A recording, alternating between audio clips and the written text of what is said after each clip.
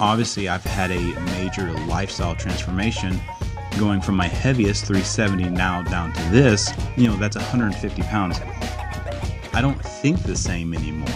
And so how do we transition somebody to that point? Not just using, okay, I have this arbitrary number that I'm going for, 220 or whatever your goals may be.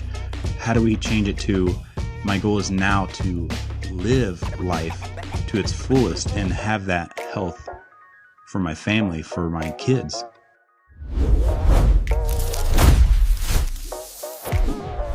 Hey, welcome to Weight Loss and Abs. I don't know when you're listening to this or watching this, but we're heading up into the New Year's. This is when people are setting goals, changing their mindset, but also it's a lot of making a resolution that people won't actually follow through with. I don't think that January, this has always been kind of a pet peeve of mine, Dr. Chris. I don't think that January is any different than July or April or any other month of the year.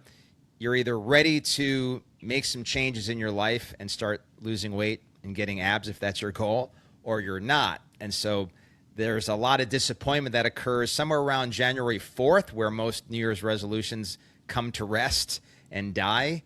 One year I was actually out with my wife. It was January 2nd, and we went out to breakfast, and it looked like more junk food being eaten January 2nd than any other time of the year. And I looked around, and I said to my wife, look, all the New Year's resolutions are dying already, and it's only the second day of the year. So this is all about setting goals that aren't delusional goals or not fantasy goals. How do you set goals for whether it's the new year coming up for you or any time of year that will actually come to pass? Dr. Chris, take it away. Absolutely, because obviously I have lost a significant portion of weight in this year. But if you were, talking to me a year ago today when I was 320, 325, I would have said, you're crazy that I'm going to weigh 225. So I've literally lost 100 pounds in this year alone, and 90 of it has been in the last 8 months. And so it's really exciting and it's fulfilling and all the things, but I think it goes all the way back to that belief of like, can I actually do it? And if you start and you wait till January to start, which is always funny, the gyms are always packed first week of January and then they're dead, second, third week of January. But if you wait until then you're already dooming yourself to fail. And I'm curious on the psychological component, Dr. Ben, because I'm telling my patients, because they're obviously asking me because of the transformation I've had, is what are you doing and how are you doing? And I say, start now. Enjoy Christmas and all the things, but start now. Start drinking your water. Start at least walking, doing things that are going to enhance this upcoming year. But why do New Year's resolutions fail when others succeed? So for one, again, the New Year's resolutions just fail as much as any resolution would. In fact, we always do a talk in January called Revolution, not Resolution. Like, what does it really take to actually make a change or have a revolution in your life versus, again, some resolutions you almost feel like they're just going to fail. I speak around the country. I have quite a bit in the last decade or so. And a lot of times they'll bring me in during January, since that's like the health Super Bowl. And I'll have the room raise your hand if you made a resolution. And over the years, I've just watched less and less and less hands going up until now. Sometimes I go in a room of thousands of people and not a single hand goes up, because I think people just assume, why make the resolution? It never works out anyways. And so, again, regardless of the month, what we really need is a significant strategy. And this is why, back to your question about the psychology, when you're getting your master's in psychology, you have to take this course on the biology of psychology, neurobiopsychology, and you learn about the wiring of the brain, just to make it simple. And so right now, again, wherever you are listening to this or watching it, your brain's wired a certain way. Like Dr. Chris, when you and I first started talking about you losing weight and there was two more of you sitting in that chair, it was really hard. Now, I was used to this, right? I've talked to a lot of people trying to lose 100 plus pounds. So it wasn't a miserable situation for me by any means. I don't want you to think that you were driving me nuts or something, but you wanted to lose weight. I remember the day we were at a seminar in the hotel. You walked up to me. I just spoken in the room. You walked up to me at the front there afterwards and said you wanted the help. And in fact, I gave you a book on the mindset of wellness. The book, winning the inside battle of wellness. That's the book I suggested because I knew there's a lot of rewiring that would have to occur. And as you began it, you could hold your diet for anywhere from 1 to 2 days before it was over again already. You'd lose a couple pounds, gain it all back. And that's because there's a wiring. That's just how, after years and years and years and years, that's how your brain was wired to eat and think about food and make decisions. And so to just go out of the blue and say, that's it, I'm making a resolution, I'm not eating that way again, I'm going to lose weight, it's just impossible. So as we do set a strategy, set a course to actually start changing the wiring, while the wiring is bad news to some, it's great news eventually because you will change the wiring. So what's happening to you now, and I really believe you're over this hump, I really believe it would be impossible for you. Like you literally could not go back to the way you were living. Like you've now gotten to that point because you now have all new wiring in your brain. There's a new set of habits baked in, and good habits that are truly baked in and rewired are as hard or harder to break as bad habits. It's really interesting you say that because honestly, I have this fear, unbiased fear that I could gain it all back because so many people who lose weight, they gain their weight back. And me being on the verge of reaching my goal, and that's what I wanted to talk to you about today. Maybe you guys might be listening in on a coaching session for me, but like I'm on the verge of the goal. So then it's like, what do I do? Because 220 is the goal. So about 5 pounds away. So do I just go back to normal eating? Well, of course not. But do I want to keep dropping? Do I want to maintain? Do we want to build muscle? So many people that reach the goals, the goal was that was it. If that makes any sense, that was the arbitrary number 220. Let's just use that. That was the goal. And so once I reach it, then I've achieved it. So I don't have to work hard anymore. But obviously I've had a major lifestyle transformation going from my heaviest 370 now down to this, that's 150 pounds. I don't think the same anymore. And so how do we transition somebody to that point? Not just using, okay, I have this arbitrary number that I'm going for, 220 or whatever your goals may be. How do we change it to my goal is now to live life to its fullest and have that health for my family, for my kids? Yeah, that's again another great question. I love your questions because I think for everybody listening, you're such a great person to ask these questions. Like you went through the challenges. We went. I mean, I don't know how many years we went through it. You weren't making any progress. Like you'd have maybe a day, a week, month, maybe, but then you're kind of right back where we were. And so you've battled through all of that to get to where you've now made this remarkable transformation. It's just, a mind-blowing shift. And I want to interrupt and I apologize just for those that are listening. I was 350 plus for a decade. And so that's why all of this, fitting into normal cars, fitting into normal clothes is bizarre to me. So yeah, continue. Yeah, no. By the way, I like the new fit. That shirt looks. We're finally nice. getting shirts that now fit the new body. It looks great. Ellen loves it. My wife, she's like, yeah, we don't need to get into that, but she enjoys my new clothes. That's awesome. Yeah, because we've had some episodes where some of the old clothes were still sticking around, and it looked like somebody threw a tarp over you or something. So the journey you're talking about is the journey people have to prepare themselves for, right? Like I think again, back to the New Year's resolution being such a broken process, you're like, okay, that's it. I'm going to now eat this way and work out this way forever. And that's just not where you're at. It's not where you're at psychologically. It's again, not the wiring. So that's just setting yourself up for disappointment. So I think one is just being prepped for the journey, that it's going to be an up and down journey, but knowing that there's this really great reason for optimism that over time there really is a rewiring going on. It's not just a rewiring, I'm oversimplifying it a bit. Like, for example, your prefrontal cortex, they've found through studies that people who are more challenged in making good choices for their life, specifically lifestyle choices like what foods they're eating versus what they should be eating, or not exercising when they should, not getting proper rest, all the things we know that make up a good lifestyle, missing your chiropractic appointment, whatever it might be, that those people actually have an underdeveloped prefrontal cortex. There's actually a physical reason they struggle to make good decisions. This doesn't mean you're dumb, by the way. It just means that there's a part of your prefrontal cortex, the front of your brain, that's what's called the executive center. It helps you strategize and make decisions, or it leads those things. And then what's great, though, is as you're making better decisions and as you're overcoming bad choices, just like you're rewiring, that also you're also growing. The brain is plastic. It's called neuroplasticity.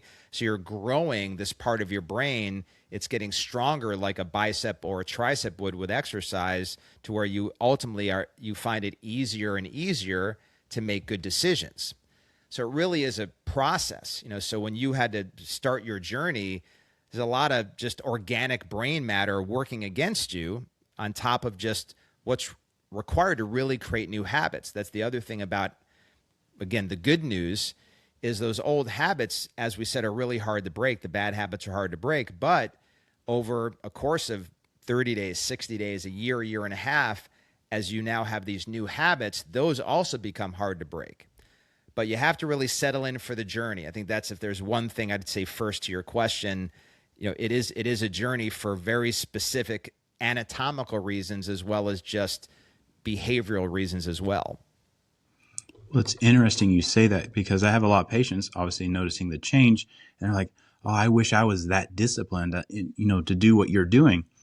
And I guess because of the transformation mentally, the frontal cortex, like you're talking about, I'm not even trying anymore.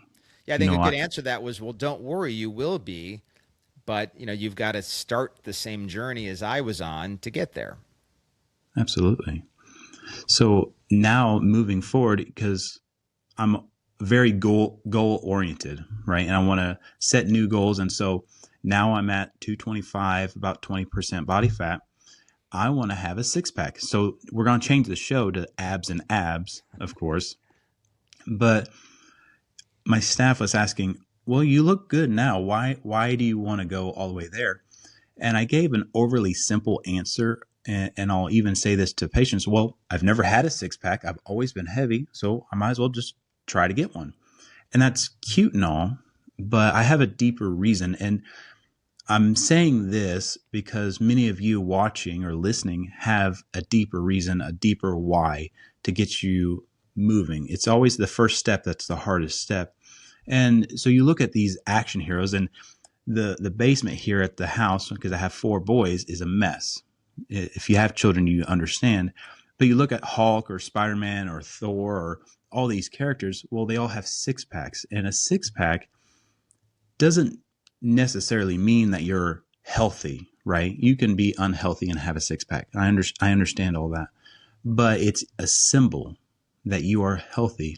And because I'm raising young men, aging from 9 all the way down to 1, I want them to see their dad with a six pack. I want them to see their dad as healthy, so that it's normalized. Health is normal. Working out is normal, because I don't want them to struggle what I struggled with. I don't want them to wonder, what is my family going to do if I have a heart attack? Because that was my question I had a year ago. What is Ellen going to do if I die of a heart attack and we have to sell the practice, sell the house? Or she would. I wouldn't, because I'd be 6 feet under. These questions, right? And so it's more of a symbol. It's more of I want them to know that health is a value. Amen. Yeah, and my kids are all they eat like I do, work out like I do. Like, they've just spent their whole life watching their mom and I do all of that, and that's what they do. Yes, there's no doubt that you're as they say, when you're pregnant, you're eating for 2, but really, your whole life, as you're raising children, you're eating for 2, because other people are watching and they're going to do the same thing you're doing.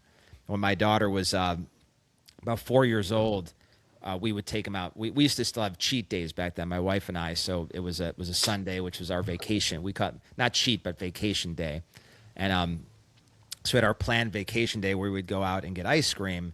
So we told my daughter, "Hey, good news, we're going to go out for ice cream." And then afterwards, we were going to go shopping at Target, which is her favorite thing to do at the time, at the age of 4. So I said, "We're going to have ice cream, and then guess what we're going to do afterwards?" And she said, "Get sick." I'm like, at 4 years old, she understood. I'm like, yeah, that too, but we're also gonna go to Target. So the kids are learning. Kind of one thing I wanted to back to that the patient saying to you, "I wish I had your discipline." The other part of this process is also just like you have. In fact, you sent me the other day. You said you were still hungry, and you sent me a text of the pound of chicken and beef that you had eaten since you were still hungry, which is, you can do on this diet. As long as it's protein, you can load up. And so that I said amen, because for you and I now, we found what is the answer to breakfast. What can I do when I'm starving and can't stop eating? What do I do at 10 o'clock at night when I'm hungry? Like, there's answers to all of that also. We've just figured out healthy answers, healthy solutions that don't always set us back. And so that's the other reason to be optimistic about this, is that not only is your body and your mind changing as you go through this process, but you're also learning new things about where can I go for healthy foods? What can I what can I order at a restaurant? Where are the things on Amazon, or which grocery stores have the things I like? What are the things I can cook that satisfy all the cravings? Like, you get really good at it. And like you said, it's really not that hard for you now, but you've also gotten really good at being healthy for the last, several years you've been working on this. Absolutely. And I would assume with the frontal cortex being developed, those cravings diminish, because that is something I've really found over this last 6-7 months is I don't crave the things that I used to. And so it's all more controlled. And then, of course, I load up on meats and vegetables and things like that. Yeah. And for, there's like, I still like sweets, but everything we have is sweetened with stevia. So there's no sugar in it. And so I have chocolate that's unsweetened but sweetened with stevia. My wife, for my birthday that was here recently, made me a pie. I like pumpkin flavor. Like, so this time of year, I like all these things they make with pumpkin flavor. So she made this pumpkin bread that uses almond flour and stevia. That was amazing. Like, literally, I'm eating this what tasted like cake.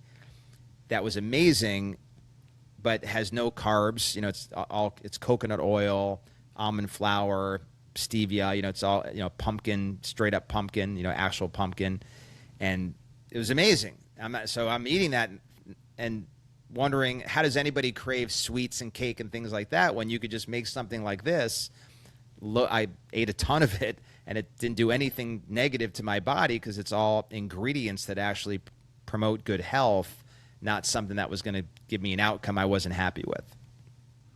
Well, and this could be a whole nother episode, but just taking away sweets and sugar out of your diet, and then when you reintroduce it because of a vacation meal or something. We had a Christmas party, and one of my staff members made these homemade cinnamon rolls, right? And they were amazing. And I just had a couple bites of it, and it was like fireworks. I was like, wow, I've not had sugar in a while.